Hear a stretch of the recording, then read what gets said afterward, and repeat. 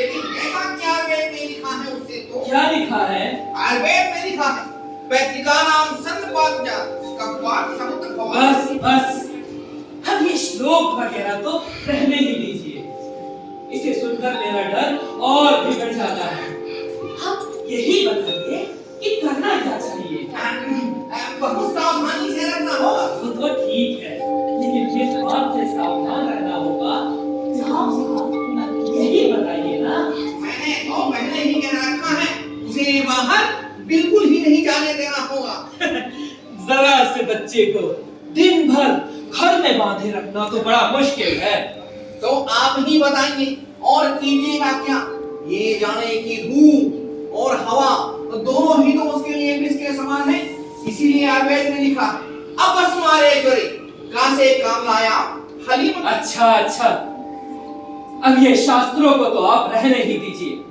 मतलब ये कि इसे बंद करके ही रखना होगा और दूसरा कोई उपाय नहीं है। बिल्कुल नहीं, क्योंकि पवने तपने चैप। वैद्य जी, आपका ये चैप लेकर मैं करूंगा क्या भला? उसे तो आप रहने ही दीजिए। आप इतना ही बताइए कि करना क्या होगा। लेकिन सच कहता हूं, आपका परहेज बड़ा मुश्किल है। रोग की सारी तकलीफ वो बेचारा चुपचाप सह लेता है, लेकिन आपकी दवा खाने में उसे जो तकलीफ होती है उसे देखकर मेरा कलेजा फटने लगता है। वो तकलीफ जितनी ज्यादा होगी दवा का असर भी उतना ही अधिक होगा। इसी से आयुर्वेद में लिखा है, क्या लिखा है? भेषज हितवाक्यचा तिक्त आसफल प्रदम।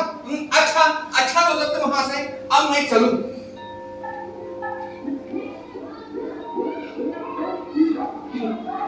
ये लो, दादाजी भी आ पहुंचे। गजब हो गया। क्यों, मुझसे किस बात का डर है तुम्हें? तुम बच्चों को बहकाने के सरदार जो हो। ना तो तुम खुद कोई बच्चे हो, ना तुम्हारे घर में ही कोई बच्चा है, और बहकाने की तुम्हारी उम्र भी नहीं रही। फिर मुझसे किस बात का डर है? घर में एक बच्चा जो ले आया हूँ। हाँ, ये कैसे? मेरी घरवाली बच्चा गोद लेने की धुन बांध बैठी थी। ये तो मैं बहुत दिनों से सुन रहा हूँ, लेकिन तुम तो कोई बच्चा गोद लेना ही नहीं चाहते थे। तुम तो जानते ही हो भाई, मैंने बड़ी मेहनत से रुपए जोड़े हैं। जाने कहां से कोई पराया लड़का आकर मेरी इतनी मेहनत की कमाई को बिना हाथ पैर हिलाए उड़ाता रहेगा। ये बात मुझे सोचने पर भी बुरी लगती थी, लेकिन ये लड़का जाने मुझे कैसा लग गया है कि इसके लिए जितना भी रुपया खर्चा करते हो, सोचते हो रुपयों का सबसे बड़ा भाग्य यही। पहले मेरा धन कमाना किसी नशे की तरह था। बिना कमाए मुझे चैन ही नहीं मिलता था, लेकिन अब जो रुपए मैं जोड़ रहा हूँ वो सभी इस बच्चे को मिलेंगे। ये जानकर भी मुझे कमाई करने में आनंद मिल रहा है। लेकिन ये तो बताओ, ये बच्चा पाया कहाँ? गांव के रिश्ते से ये मेरी स्त्री का भतीजा है। छोटी उम्र से ही बेचारे की माँ नहीं है, और अभी उस दिन उसका बाप भी चला। फिर तो उसे मेरी जरूरत है। वैद्य जी ने कहा है इसकी जरा सी देह में वात पित्त कफ जिस तरह एक साथ बिगड़ उठे हैं, उससे इसके बचने की बहुत उम्मीद नहीं है। हाँ बस एक उपाय रह गया है। इसे किसी भी तरह इस जाड़े की धूप और हवा से बचा कर रखना होगा। लेकिन घर से बाहर निकालना ही तो तुम्हारे बुढ़ापे का खेल है। इसी से तुमसे डर लगता है। तुम गलत नहीं कहते, मैं थोड़ा डरावना हो गया हूँ जाड़े की इस धूप और हवा की तरह। लेकिन भाई, मैं बच्चों को घर में बांध के रखने वाले भी कुछ खेल जानता हूँ। हाँ, तुम चिंता ना करो, मैं बाहर से अपने काम धंधे निपटाऊं, फिर इस बच्चे से दोस्ती गांठ लूंगा। अभी मैं जाता हूँ।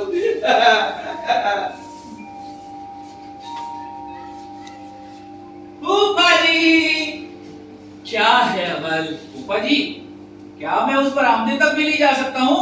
नहीं बेटा, वो जहाँ बुआ जाते में दाल डलती है और दोनों हाथों में दाल की खुद्दा लेकर गिलहरी कुट-कुट करके खाती है, क्या मैं वहां तक भी नहीं जा सकता हूँ? नहीं बेटा। मैं अगर गिलहरी होता तो कितना अच्छा होता। उन्होंने मुझे बाहर जाने के लिए मना क्यों किया है? वैद्य जी ने कहा है बाहर जाने से तुम बीमार पड़ जाओगे। पर ये बात वैद्य जी को कैसे मालूम चली? ये क्या कहते हो अमल? भला वैद्य जी नहीं जानेंगे? उन्होंने तो इतनी बड़ी बड़ी पोथियां जो पढ़ डाली है। पोथियां पढ़ने से ही क्या सब कुछ जाना जा सकता है? अरे तुम्हें ये भी नहीं पता? मैंने तो कोई पोथी नहीं पढ़ी ना, इसी से मैं नहीं जानता हूँ। देखो बेटा, बड़े बड़े विद्वान भी तुम्हारी तरह होते हैं, वे घर से बाहर जाते ही नहीं। हैं? वो घर से बाहर नहीं जाते हैं ना? वे निकलेंगे कब? तुम ही बताओ ना। वो तो बैठे बैठे पोथियां पढ़ा करते हैं और किसी तरफ उनकी नजर ही नहीं पड़ती। अमल बाबू, बड़े होकर तुम भी विद्वान बनोगे। बैठे बैठे इतनी बड़ी बड़ी पोथियां पढ़ा करोगे और लोग तो तुम्हें देखकर अचरज में पड़ जाएंगे। नहीं फूफा जी, मैं आपके पैर पड़ता हूँ, मैं विद्वान नहीं बनूंगा फूफा जी, मैं हरगिज़ विद्वान नहीं बनूंगा। ये कैसी बात है अमल? अगर तुम विद्वान हो पाते तो मैं तो धन्य हो जाता। देखने की जितनी चीजें हैं ना, मैं उन सब को देखूंगा, बस देखता घूमता फिरूंगा। सुनो तो जरा, देखोगे क्या? देखने को इतना है ही क्या? वो जो मेरी खिड़की के पास में बैठकर वो जो दूर में एक पहाड़ दिख पड़ता है ना, मेरा बड़ा अजीब होता है कि मैं उसे पार करके आगे चला जाऊं। कैसे पागलों की सी बात है? काम नहीं, धंधा नहीं, खामखा पहाड़ को पार करके आगे चला जाऊं। ये जो तुम कहते हो ना, इसका कोई ठिकाना नहीं है। ये जो पहाड़ इतना ऊंचा उठा हुआ है, तो समझना पड़ेगा कि इसे पार करने की मनाही है। वरना इतना बड़ा बड़ा पत्थर इकट्ठा रखकर इतना ऊंचा एक पहाड़ खड़ा करने की क्या जरूरत थी? फूफा जी, तो क्या आपको ऐसा लगता है कि वो हमें मना कर रहा है?